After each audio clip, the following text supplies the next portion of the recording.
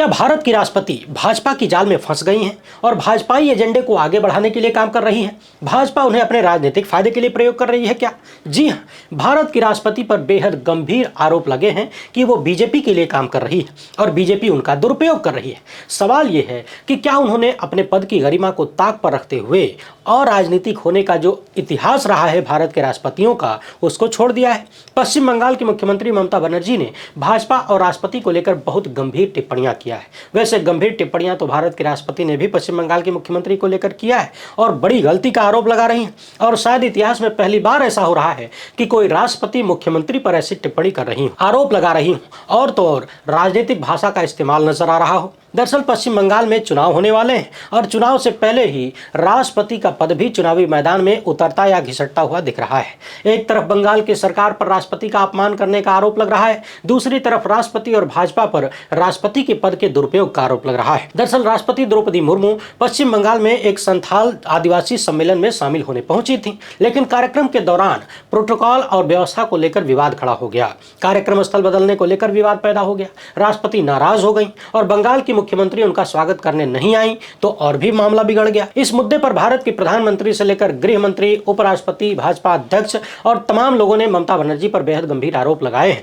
और बंगाल के मुख्यमंत्री ने भी करारा जवाब दिया है। पूरा सीन क्या है उस पर तो चर्चा करेंगे ही, क्योंकि राष्ट्रपति ने कुछ ऐसी बातें भी कहा है जो भाजपा के बारे में और भाजपा नेताओं के बारे में कभी नहीं बोल पाती। और तो और राष्ट्रपति ने बंगाल में खुद को बंगाल की बेटी कहा। अब लोग कह रहे हैं कि ये तो विश्वगुरु वाली लाइन है जी। अब इस पूरे विवाद पर एकदम आसान भाषा में चर्चा करने के साथ साथ हम ये भी देखेंगे कि कब कब कैसे कैसे भाजपाई सत्ता ने दलित राष्ट्रपति और आदिवासी समाज से आने वाले राष्ट्रपतियों को कथित रूप से अपमानित किया और खुद राष्ट्रपति ने कई बार ऐसे काम किए जो कि उनके पद को कहीं न कहीं सूट नहीं करता था। खासकर वक्फ बोर्ड के मामले में यह मसला बड़ा गंभीर है। यह भी समझना जरूरी है कि क्या राज्य का मुख्यमंत्री बाध्य है राष्ट्रपति का स्वागत करने के लिए? एकदम टकटकी लगाकर देखिए। पहली बार है तो चैनल को सब्सक्राइब करके घंटी बजा दीजिए टन से। हर एक वीडियो को लाइक और शेयर करना आपकी जिम्मेदारी है। एक विशेष बात, YouTube के नोटिफिकेशन के भरोसे बिल्कुल न रहें।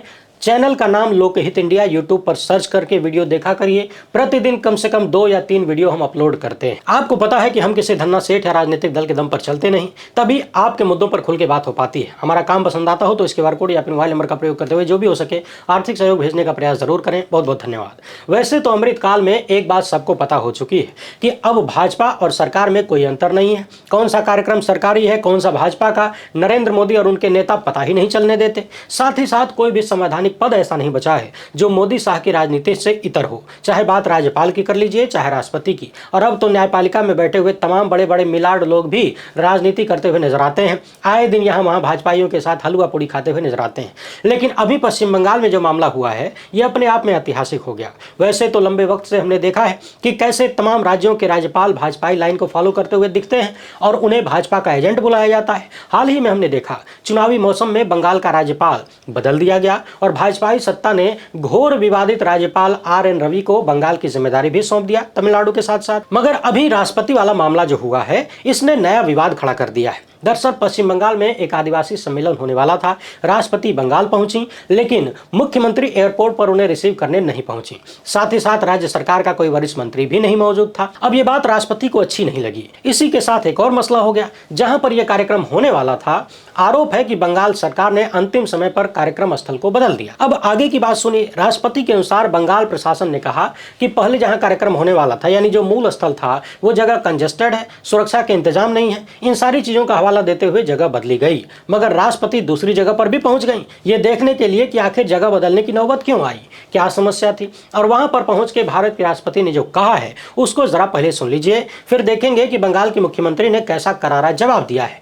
राष्ट्रपति कहती हैं कि अधिकारियों ने उन्हें बताया कि मूल स्थान बहुत भीड़भाड़ वाला था, लेकिन यहाँ तो ऐसा नहीं है। यानी जो जगह कैंसिल कर दी गई थी वहां पहुंच के राष्ट्रपति कह रही है कि हमें तो बताया गया था कि बहुत भीड़भाड़ वाली जगह है, लेकिन यहाँ तो ऐसा नहीं है। आज अंतर्राष्ट्रीय संथाल सम्मेलन था, इसमें हिस्सा लेने के लिए जब मैं यहाँ आई तो महसूस हुआ कि अगर यही सम्मेलन होता, यानी मूल स्थान पर ही हुआ होता, तो अच्छा रहता, क्योंकि यहाँ तो इलाका बहुत बड़ा है, लगभग 5 लाख लोग इसमें आ सकते थे मैदान में। लेकिन पता नहीं प्रशासन के मन में क्या चल रहा था। उन्होंने कहा कि नहीं नहीं, मूल स्थान बहुत तंग है, वहाँ दिक्कत है। राष्ट्रपति कहती हैं कि मुझे नहीं पता कि प्रशासन के लोग मुझे दूसरी जगह क्यों ले गए, यानी अंतिम समय पर कार्यक्रम स्थल को क्यों बदल दिया। उनके मन में क्या चल रहा था? क्या उन्होंने जानबूझकर ऐसी जगह यानी दूर स्थान चुना जहां पर संथाल लोग नहीं पहुंच सकते थे। मुझे दुख है कि यहाँ के लोग वहां सम्मेलन में नहीं पहुंच पाए, क्योंकि सम्मेलन बहुत दूर आयोजित कर दिया गया। यानी राष्ट्रपति का आरोप है कि बंगाल की सरकार ने अंतिम समय पर एक बड़े स्थान यानी मैदान को छोड़कर, जो कि पहले से निश्चित था, दूर किसी स्थान पर कार्यक्रम करवा दिया जहां पर संथाल आदिवासी लोग पहुंच नहीं पाए। राष्ट्रपति ने कहा कि अंतिम समय में इस बदलाव से मुझे बहुत दुख हुआ है। लेकिन इतना ही नहीं हुआ, मैं यहाँ पश्चिम बंगाल में आई तो बंगाल की मुख्यमंत्री ने मुझसे मुलाकात नहीं किया। प्रोटोकॉल के हिसाब से ये ठीक नहीं है। शायद पश्चिम बंगाल के प्रशासन को यह लग रहा था कि कार्यक्रम में कोई आएगा नहीं तो राष्ट्रपति वापस चली जाएंगी। राष्ट्रपति जब किसी जगह पर जाती हैं तो मुख्यमंत्री और मंत्रियों को आना चाहिए, लेकिन वो नहीं आए।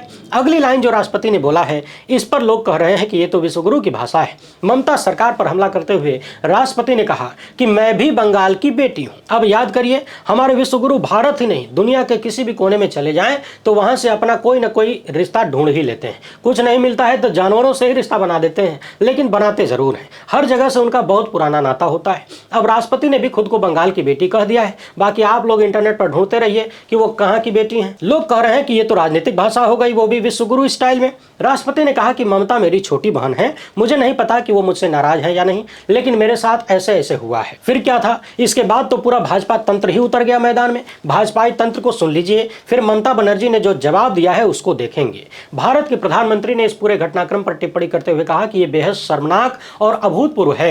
लोकतंत्र और आदिवासी समुदायों में सशक्तिकरण में विश्वास करने वाला हर व्यक्ति निराश है। खुद आदिवासी समुदाय से आने वाली राष्ट्रपति जी द्वारा व्यक्त की गई पीड़ा और दुख से भारत की जनता के मन में बहुत रोष पैदा हुआ है, दुख पैदा हुआ है। पश्चिम बंगाल की सरकार ने सारी हदें पार कर दी हैं। राष्ट्रपति के सम्मान के लिए उनका प्रशासन जिम्मेदार है। प्रधानमंत्री लिखते हैं कि यह बेहद दुर्भाग्यपूर्ण है कि पश्चिम बंगाल की सरकार संथाल संस्कृति जैसे महत्वपूर्ण विषय को इतनी लापरवाही से ले रही है। राष्ट्रपति का पद राजनीति से ऊपर माना जाता है और इस पद की गरिमा का हमेशा सम्मान किया जाना चाहिए। इसके बाद नंबर आता है गृह मंत्री का, अमित शाह का। उन्होंने भी टीएमसी सरकार की खूब सारी आलोचना की। कहने लगे कि अपने अराजक आचरण के माध्यम से आज बंगाल की सरकार ने नए निम्न स्तर को छू लिया है, नीचता को छू लिया है। प्रोटोकॉल की घोर अवहेलना करते हुए राष्ट्रपति का अपमान किया गया है और इन्होंने भी अपने ट्वीट में बार बार आदिवासी भाई बहनों को याद किया है। यानी भाजपाई तंत्र का मूल निशाना क्या है उसको ध्यान में रखिएगा।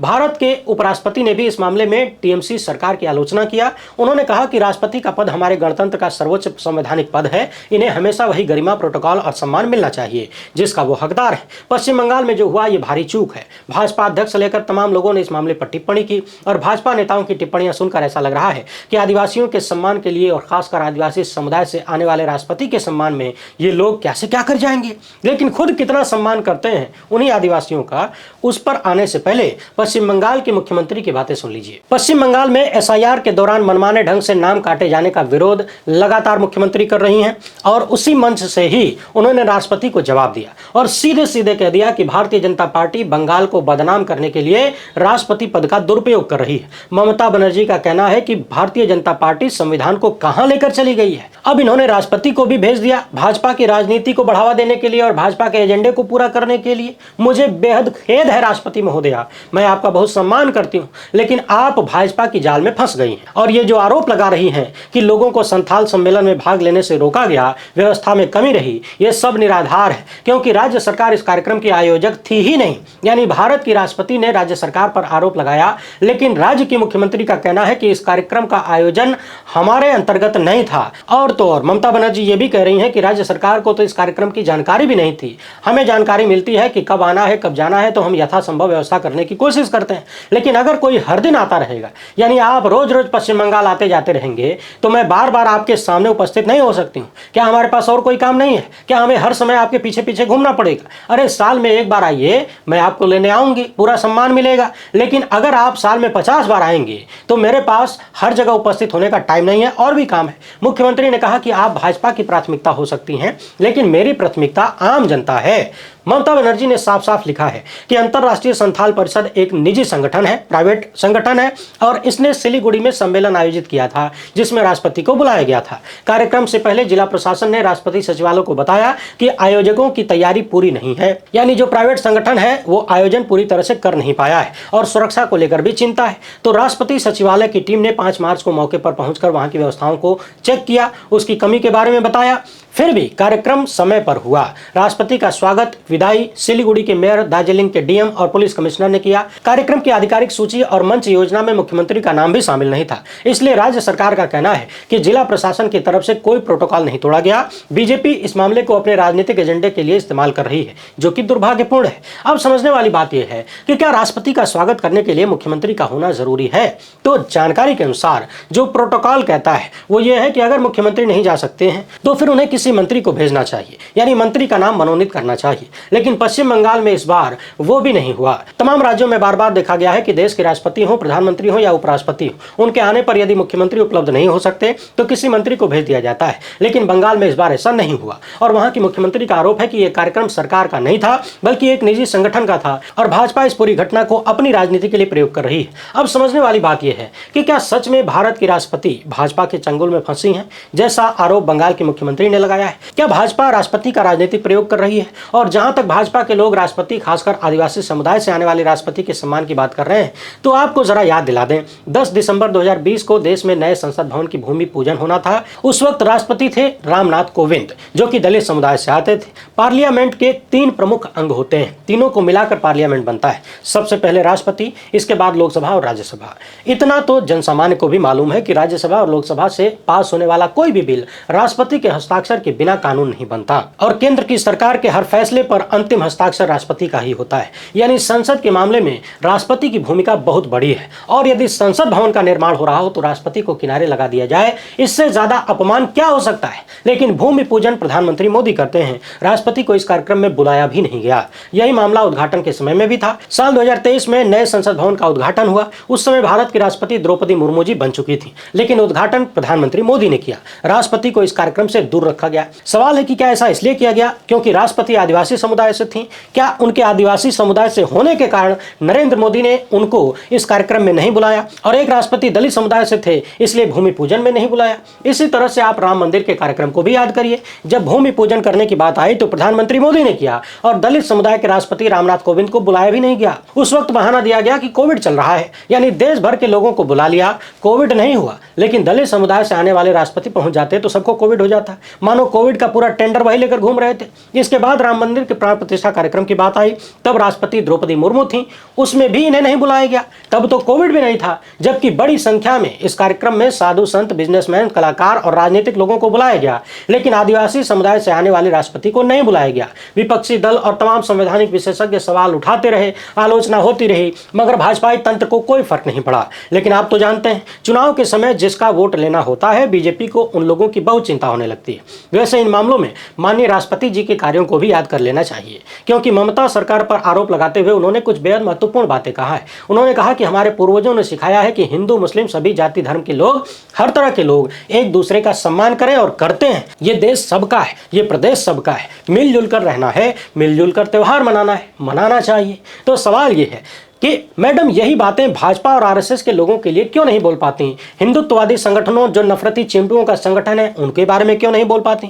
भारत के प्रधानमंत्री, गृह मंत्री समेत तमाम भाजपा के मुख्यमंत्री हैं जो आए दिन नफरत भरी उल्टियां करते हैं।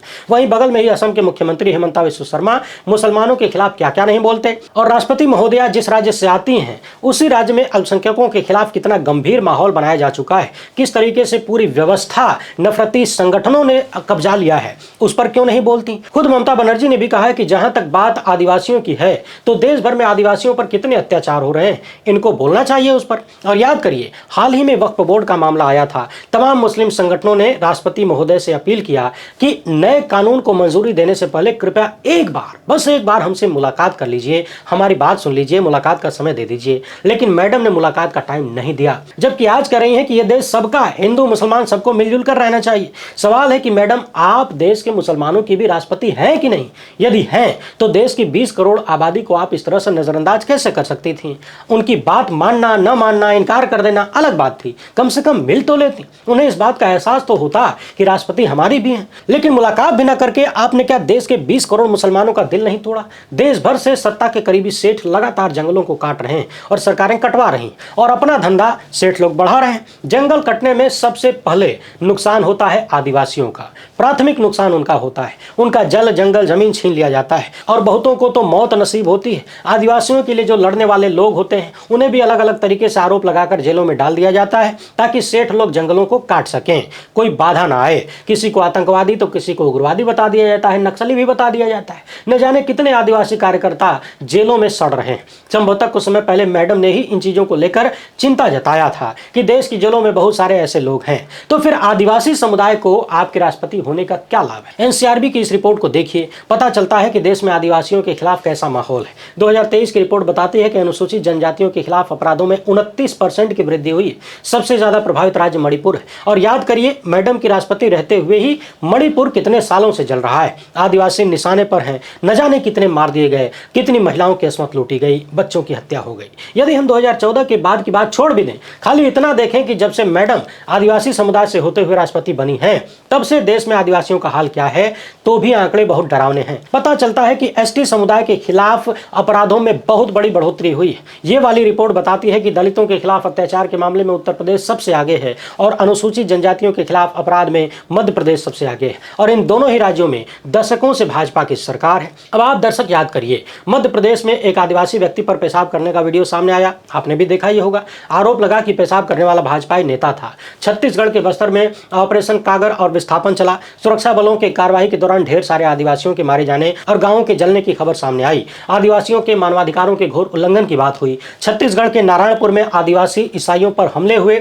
मध्य प्रदेश के महू में आदिवासी महिला के साथ दुष्कर्म हुआ, उसकी हत्या कर दी गई। जब आदिवासियों ने इसके खिलाफ प्रदर्शन किया तो पुलिस ने गोलियां चलाई, एक आदिवासी को मार दिया। इन सारी घटनाओं को याद करते हुए जरा पता लगाइए कि मैडम ने आदिवासी समुदाय के लिए कितनी बार मजबूती से आवाज उठाया और भाजपाई सरकारों को जिम्मेदार बताया, कितनी बार उनसे जवाबदेही की मांग किया, कितनी बार अपने समुदाय के लिए भाजपाई सत्ता की आलोचना किया। बाकी संवैधानिक पदों के राजनीतिक दुरुपयोग का कैसा रिकॉर्ड बीजेपी ने बनाया है, मोदी शाह की जोड़ी ने बनाया है, वो तो अभूतपूर्व है। उसमें तो कोई कोर कसर और संदेह नहीं है। हालांकि राष्ट्रपति के कहीं आने जाने पर प्रोटोकॉल के अनुसार मुख्यमंत्री नहीं तो कम से कम मंत्री को जाना होता है। वो अलग बात है कि इसके भीतर भी कोई कहानी न रची गई हो, कोई षड्यंत्र न हो, क्योंकि कहानी रचने में भाजपाई सिस्टम, आरएसएस का सिस्टम बहुत मजबूत है, इसका कोई तोड़ नहीं है। शायद यही कारण है कि बंगाल की मुख्यमंत्री सीधे सीधे आरोप लगा रही है कि राष्ट्रपति भाजपा की जाल में फंस चुकी हैं और भाजपा उनके राजनीतिक उपयोग कर रही है, अपनी राजनीति साधने के लिए उनका दुरुपयोग कर रही है। क्योंकि बंगाल में चुनाव है और इस घटना में भाजपा ये दिखाने की कोशिश कर रही है कि आदिवासी का अपमान किया गया है। वैसे आप दर्शक इस मामले पर क्या सोचते हैं, अपनी राय कमेंट बॉक्स में जरूर लिखिएगा। वीडियो को ज्यादा से ज्यादा लोगों तक पहुंचाइए, ये आपकी जिम्मेदारी है। हमसे जुड़ने के लिए बहुत बहुत धन्यवाद। जय हिंद।